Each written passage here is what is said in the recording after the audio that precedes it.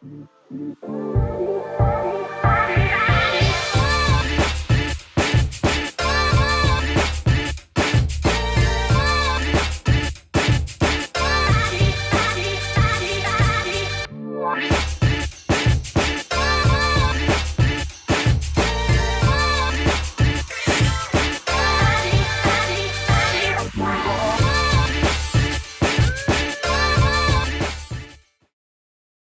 tuned in to the Sit Down Live with EmEz each and every Tuesday and Thursday at 8:15. Yeah, we're broadcasting live from Power 105. No, I'm lying. Looks like it though. Hey guys, what's going on? It's Tuesday. It's a Sit Down. Thank you for joining us this evening. Tonight we got Keishorne Scott. He's an author. He's also a relationship and heartbreak coach. So we're gonna talk about some heartbreak. We're gonna talk about relationships. We're gonna talk about his books. We're gonna talk about my guy Derek that got caught. We're gonna see what's going on. If you're in the room, make sure if you have any questions, feel free to ask the questions. We want to see what you're thinking about, what you're thinking, what's on your mind. Thank you for joining us this evening. Excuse me. Shout out to Remy Martin. We are. Well, I'm not drinking Remy this evening. We're drinking some water. But shout out to Remy. So yeah, talking to Keishorne Scott tonight. We'll see what he's talking about. Yeah. So if you're in a relationship or looking to get into a relationship, tonight's the night for you. And if Mr. I hope I'm pronouncing his name correctly, Keishorne Scott, can we bring him in? Hey, what's going on? You can see me? Huh? Keishorne. How do you pronounce it? Say it again? Keishorne. Okay, I was saying it correct. Okay, cool. Cool. Nice to meet you, sir. Thank you for joining us this evening. Man, it's a pleasure. It's a pleasure. Thank you so much for having me. I really appreciate it. No, absolutely. Now, tell us a little bit about yourself before I start to get into the questions and everything else like that. All right. Well, about me, I'm Keishorne Scott. I'm from Brooklyn, New York. I help people get over heartbreaks, relationships that weren't worth saving. Not really a relationship guru. Been married for like about 6 years now. Got a daughter that's 4. Still trying to navigate through the whole relationship aspect of it as well. Still growing. But I'm an author as well. Have 5 books. And yeah, that's pretty much it. I mean, unless you're going to ask some more questions to get it started for the night. No, yeah. So what started you on this relationship path? I see that you and your wife are very involved with each other and things like that. How did that become a thing for you? I mean, it wasn't always a thing. It starts from somewhere. Back in 2010, I was going through a breakup, right? I was going through a breakup with my ex, and it was kind of like, it was a lot, right? It was a lot going on. And I had to take a lot of time to really help myself heal, go through the process of the journey, forgive myself, accept the pain, a whole lot. And then when I realized who I was, and I was at a position in my life where I was ready to date and give and receive love, that's when I started dating. And I found my wife 5-6 years later. But we knew each other because me and my wife, we were engaged at the same time to two different people. But I never tried to talk to her. I just knew of her. Gotcha. So now, after you meet your wife, and now you guys have been married for this amount of time, do you have kids? Are kids into this picture? How does that happen? Or when did that happen? Oh, that happened like about a year after. We started dating a couple months because we got into a relationship really quick. And when I seen that she was available and I was available, I just went right in. I just went right in. Right, I didn't want to waste any time. I really, cared about her like that, and then just started making it work. What are some of the pitfalls you guys had starting out? Starting out, man, it's a few. I can give you about 100 right now, but I'm gonna give you the main ones. The main one was really understanding each other when we moved in together, right? Because you're with this person consistently, 24/7, and you might think that you know everything about someone when you get married or you're dating, but you really don't. People are consistently evolving and we're consistently changing. And I really didn't know everything about her. I just knew the things that I liked about her, right? We're not really presented with the tough qualities yet, the things that you don't like, the disagreements, the arguments. So I really had to understand her argumentative style, how she deals with conflict, how I dealt with conflict, because I'm not going to say I'm a man and I don't really like confrontation, but most men don't, and I was one of them.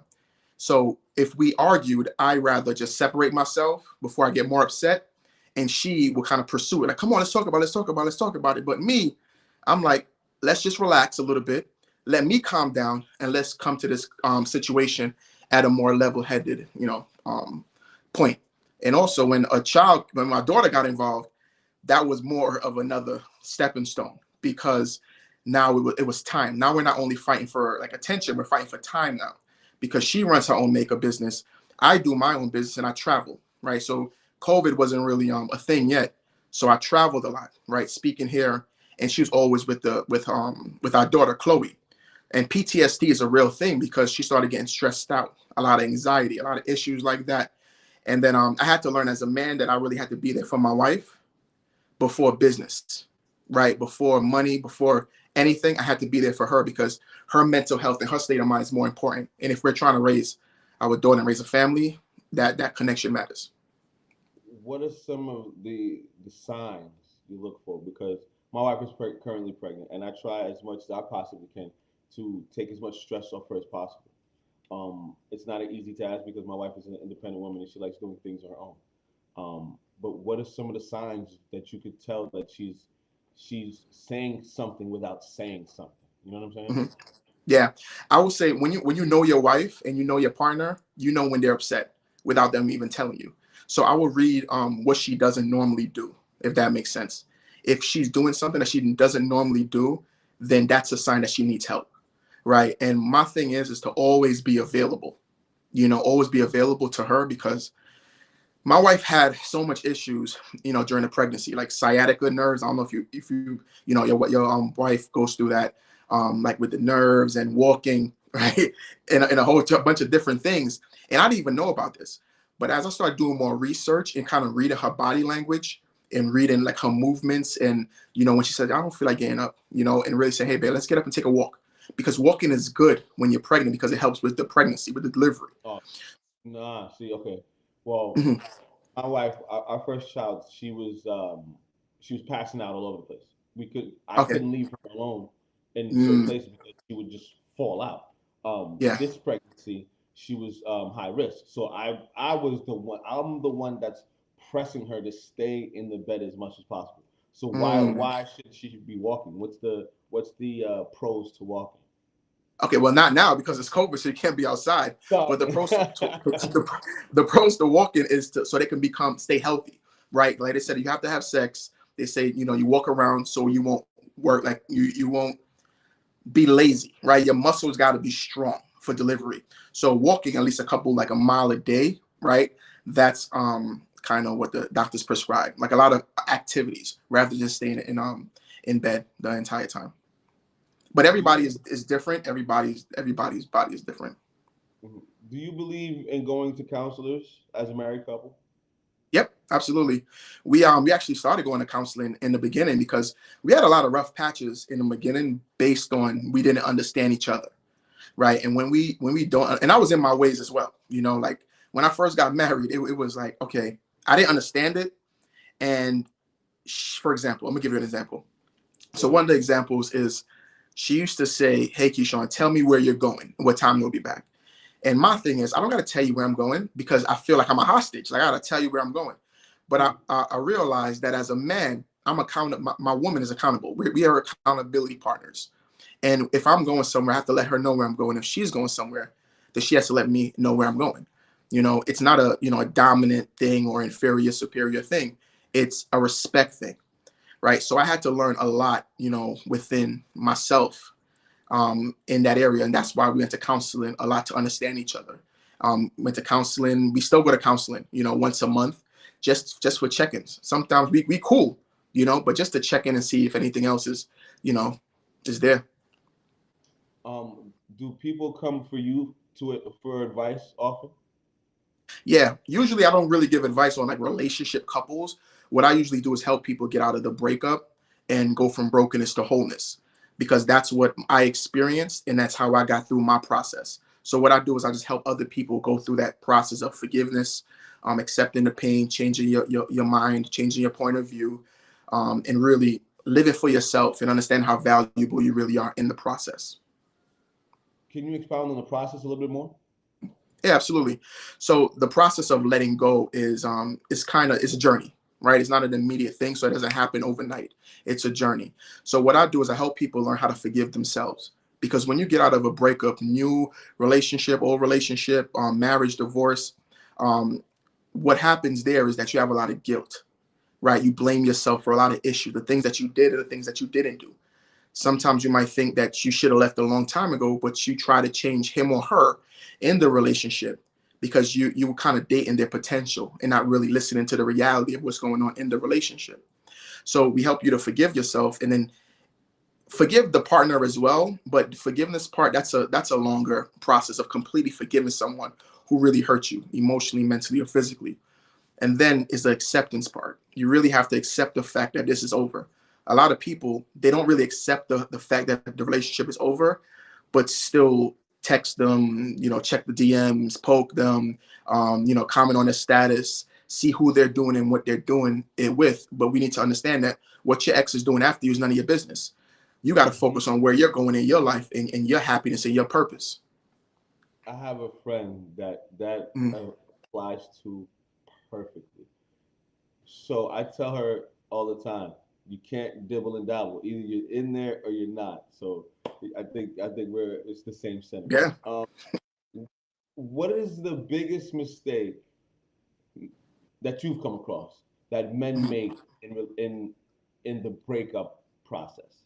Because as a man, you thought to to get over another, you have to get under another. You know what I'm saying? So Oh, whew. All I right. mean, I'm from that generation. But anyways, um, what are some of the misconceptions about things like that? I mean, men take a longer process to really process the pain and really understand the depths of healing, right? And lately, I've been getting a lot of male clients, right? A lot of male clients, from celebrity clients to athlete clients to a bunch of different people. And if you ask them how long was the breakup, they'll say, "Oh, probably a year and a half ago." And I'm like, "And you're now wanting to heal?" I'm like, "Yeah, she hurt me, so I went from this relationship. I started dating this girl for 6 months, then I started dating somebody else for 4 months." And it takes a long time for men to really say, "You know what? I messed up. I think I need to fix the relationship or fix myself." Right? Me personally, you got to fix yourself first. And if you are trying to heal for a relationship, you shouldn't heal for the relationship. You should heal for yourself, right? Because if you're healed 100% and you're good with yourself, then it's okay that you lost that relationship, but at least you're good for the next woman or the next, partner that you might have. Right. So one of the hardest things for men is really accepting that you're really hurt. We don't like to accept that we hurt. Me, if you're like me, I'm like, okay, it is what it is. I'm gonna just find somebody else. It's your loss. I'm good. We don't like to express it, but let me tell you, when I was going through my mess, I was crying like a dog. I was upset. I was angry, and tears were running down my eyes. And I wanted you back. I wanted you back. I was in pain, but I wasn't expressing that to my boys. At night I'm hurting, but when I'm with my boys, I'm good. So we have to kind of remove that mask and be vulnerable and be accepting to healing and to the process as well. See a counselor, see therapy, go to therapy, see a coach, speak to a close friend. These are the things that's important and pivotal to your success as men. Wow. Listen, you speak profoundly. I understand exactly what you're coming from with the things that you say. What's been the biggest influence on your life and your maturation to the point that you are now? Um, Phew. Well, just seeing where I came from, like where God took me from, in my life, growing up in Brooklyn, I wasn't always the best kid, right? Wasn't always the best person. Um, I had my ups and downs, with my family, with friends, violence, losing people. Lost my brother actually last year, November, to gun violence. Just going back in my life, just thinking back where I am now to where I could have been. When you just sit, those days when you just sit back and you just look back on your life and you say, you know what, I'm happy that I'm here. I'm happy that I'm around the right people. I'm happy that, that God took me from here to here. I'm happy that I'm making the right decisions. you know, and just being around family and friends who really care about you, and understanding one important thing, that everybody's not for you, right? So you can't be a people's pleaser, and you can't accept everyone to be on your side, because I lost a lot of people, you know, on the road. But you got to understand, if they were meant for you, they'll still be here. And if they're not, they won't be here anymore. So I learned a lot, man, you know, about yourself, about people, about business. So I'll say those are the things that I've learned from my experience, and of course my family. So now going back to the relationship, why do you think now you're getting more men? Because I think the world now is more accepting of men talking about their feelings. Why do you think that men are coming to you more nowadays? Yeah, I think it's because a lot, like you said, men are it's being cool now. I guess, right? It's being cool. So when people, especially men, they see something and more people doing it, it's like, okay, I might just step out now. I might come out and see what's going on. I might express my feelings now. And please, there's a lot of celebrities, you know, Charlemagne and a lot of other people who has been going to therapy, who have been seeking mental health, and it's been popular, but it has a purpose, right? I'll tell people, even popularity has a purpose. So I see that, you know, a lot of them are seeing that a lot of people are coming out, and at times, man, the pain is overbearing. I have a lot of clients and the pain is overbearing. You know, I have men who cry more than women, right? And I have women who cry more than vice versa. And I realize that when you get to that point of your life where you're like, enough is enough, I can't deal with all this pain. Like when I was going through it, I was like, I can't deal with this, because heartbreak feels like you're going to die. It feels like your life is going to end, right? And I won't wish that on anyone. But what I want people to understand is that when you men, not people, men, because we're on men to understand that seeking therapy and going to coaching and getting help, right? That's a form of, you know, you want better for yourself, right? You want growth, you want a future, and you don't want to damage the next woman that you're going to get into a relationship with. So you heal now, so you won't have to make the same mistakes later on. Keishorne Scott is in the building. He's talking to us. It's a sit down. He's an author, relationship, and heartbreak coach. Now, going back to one of the questions I said before, but do you believe every person should go through a whole phase before they settle down into a healthy relationship? Yeah, I mean, you said go through what phase? A whole phase, like where you're just out here just killing, smashing everything. Yeah, I know. I thought you said a whole. Yeah. I mean, you gotta go through some kind of phase, right? Whatever phase you want to go through it, you could call it that. But I believe everybody has to go through a phase where they're exploring different options, right? You have to explore different options, because if you, I made it sound good. Sound good. I like that. I'm going to I was just smash up that one more time. So you got to explore different options, right? So there you go. You have to, and that's dating, right? That's dating, and that's going through the whole process. But what people need to understand about that phase is that dating is gathering information, right? So what you're doing is that you're not trying to commit to anyone. You're just gathering information. Dating is to see if I'm right for you and if you're right for me. It's like a resume. I want to make sure that I can fulfill the purpose and the stuff for your life, and I want to see if you're going to fulfill whatever I like for my life, right? But the problem with that process is that people don't meet the requirements of their requirements.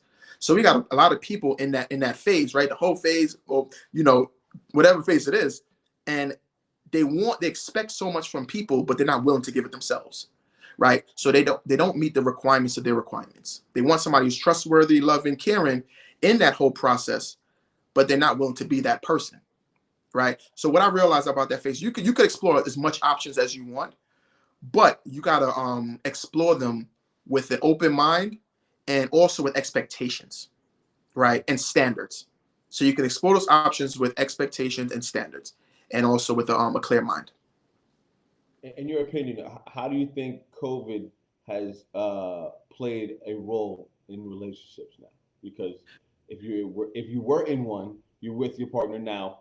If you guys live together 24/7, if you weren't and you're single, how do you date in a COVID world? Give me some of your views on that. I mean, COVID changed a lot of people's perspective. I believe it exposed a lot of the fakes, and it also brought to light a lot of the things that was missing in relationships, right? So I've did a lot of like interviews and on the topic, and what I realized is that for the people who are now starting to date, you got to get more virtual now. right? You got to get more virtual, but take caution if you're trying to meet in person. But this is a virtual. Man, if I've seen so much people with the camera up to their face, right? The whole like quarantine, everybody was on FaceTime. And if you check the data, I believe it has some statistics out.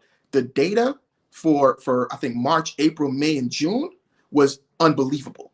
Like just Google the data used in phones. They said it was off the charts. Like it was never before seen ever in life.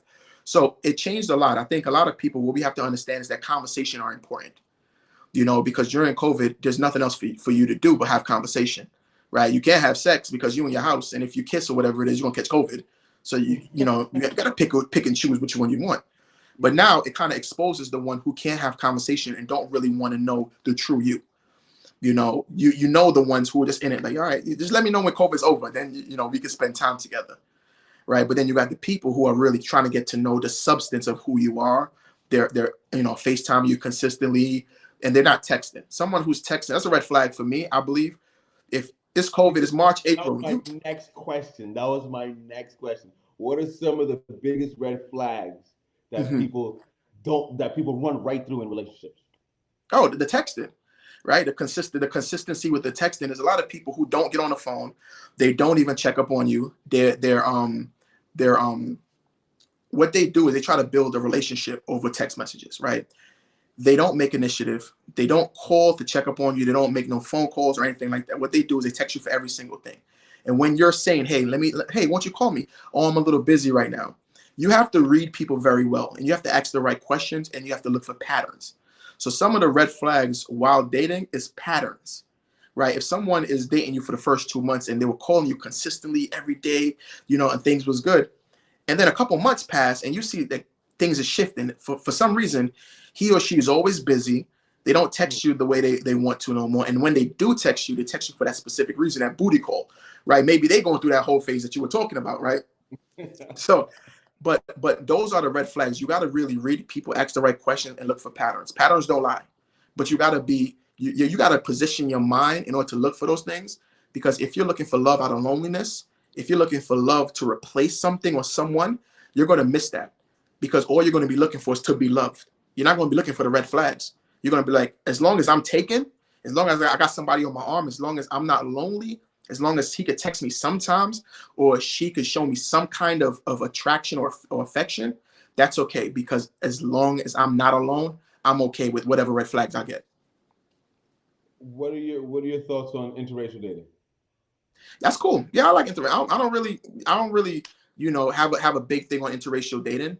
You know, love is love. You know, for a lot of things. Who am I to say, you know, you're not supposed to be dating someone that you're attracted to? You know, sometimes you can't help who you're attracted to, or who you love, or who you fall in love with. No, I would be remiss if I didn't ask you about Derek Jackson. What are your thoughts on Homeboy and him being, I don't want to say exposed, because I don't know if that's the correct word, or him just outing himself? What are your thoughts on that situation? I mean, the videos came out before he came out with his videos. Right, he came up with his videos. You know, my thing is that a lot of people are saying that you know, Derek Jackson, he lied to us, he did this. And what I'm telling people, and I'm getting a lot of DMs.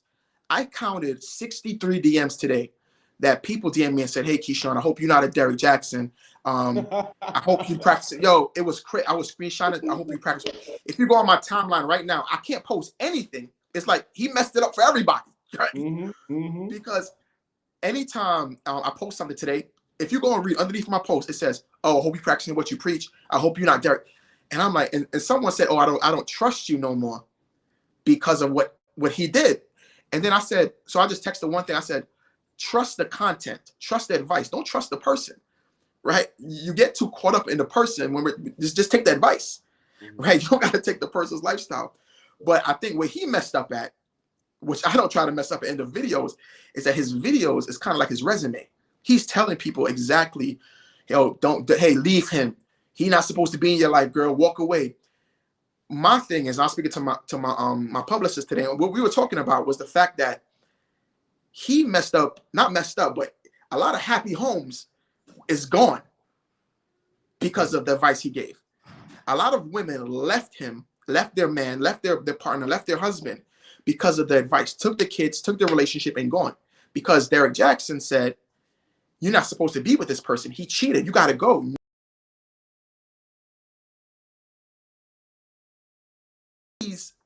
He wants mercy for what he did. And he wants to stay in his marriage with his wife, so he has to fight for it. But what about the other men who wanted to fight for their relationship with their kids and their families, but has been separated now for 2 or 3 years because of the videos and the content? I strictly believe that if a man, I mean, the people, you know, people on my time always torture me for this.